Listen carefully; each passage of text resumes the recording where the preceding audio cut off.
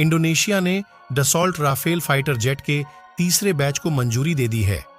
देश की वायुसेना को 18 लड़ाकू विमान मिलेंगे, जो एक अनुबंध का हिस्सा है जिसमें 42 सुपरसोनिक जेट शामिल हैं।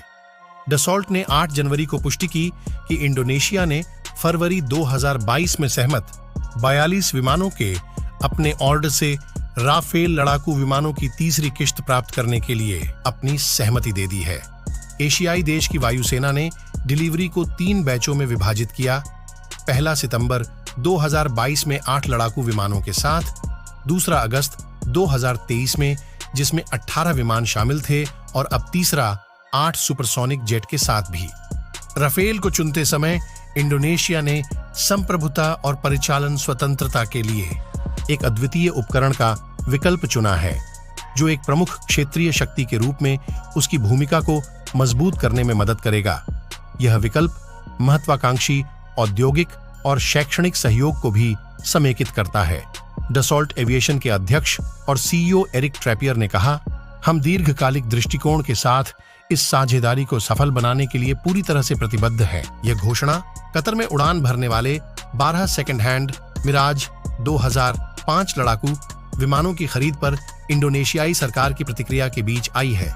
जनवरी में चेक कंपनी के साथ 800 मिलियन अमेरिकी डॉलर के समझौते पर हस्ताक्षर किए गए थे, लेकिन इंडोनेशिया ने वित्तीय संसाधनों की कमी के कारण अधिग्रहण को स्थगित कर दिया। एक महत्वपूर्ण घटनाक्रम में फ्रांस ने भारतीय नौसेना के विमान वाहक आईएनएस विक्रांत और आईएनएस विक्रमादित्य के लिए 26 राफेल समुद्री जेट खरीदने के लिए भारत की निविदा पर अपनी प्रतिक्रिया प्रस्तुत की है।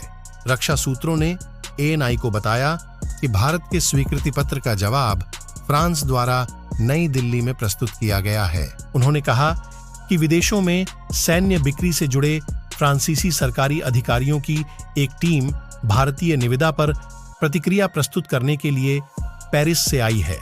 उन्होंने कहा कि भारतीय पक्ष भारतीय सौदे के लिए फ्रांसीसी बोली का विस्तृत अध्ययन करेगा, जिसमें वाणिज्यिक प्रस्ताव या विमान की कीमत के साथ साथ अनुबंध के अन्य विवरण भी शामिल होंगे। 1 महीने से अधिक समय पहले भारत ने फ्रांसीसी सरकार को अनुरोध पत्र भेजा था।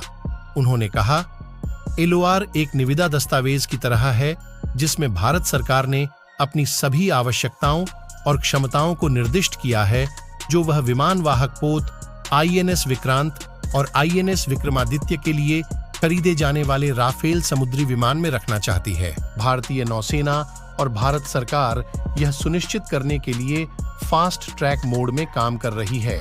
अधिग्रहण अनुबंध पर जल्द से जल्द हस्ताक्षर किए जाएं और भारतीय वाहक हिंद महासागर क्षेत्र में नई दिल्ली के लिए बढ़त सुनिश्चित करने के लिए अत्यधिक सक्षम विमान संचालित कर सके। इस साल जुलाई में बेस्टिल डे परेड के लिए राजकीय अतिथि के रूप में प्रधानमंत्री नरेंद्र मोदी की फ्रांस यात्रा से ठीक पहले रक्षा अधिग्रहण परिषद ने लगभग 5.5 बिलियन यूरो के विमान सौदे को मंजूरी दे दी थी। योजना के मुताबिक भारतीय नौसेना को 4 ट्रेनर विमानों के साथ 22 सिंगल सीटेड राफेल मरीन विमान मिलेंगे।